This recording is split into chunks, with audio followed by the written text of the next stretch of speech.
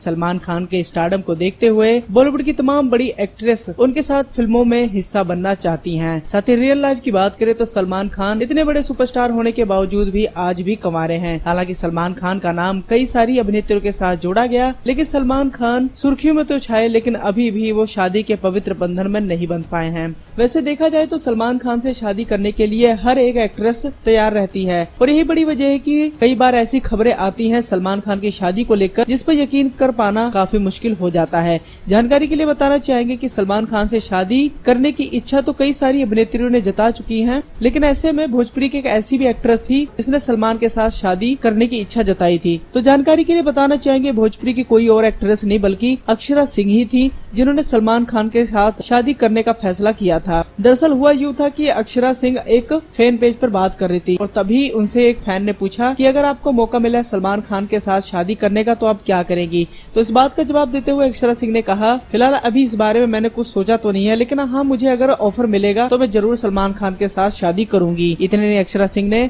आगे बातचीत करते हुए कहा कि मैं उनकी बहुत बड़ी फैन हूँ। उनका गाया हुआ गाना ओ जाने जाना मेरा फेवरेट सॉन्ग है। तो दोस्तों इस तरह अक्षरा सिंह ने आज से कुछ साल पहले एक चैट शो के दौरान फैन को जवाब देते हुए कहा था कि अगर मुझे मौका मिलेगा मैं सलमान खान के साथ जरूर शादी करूंगी।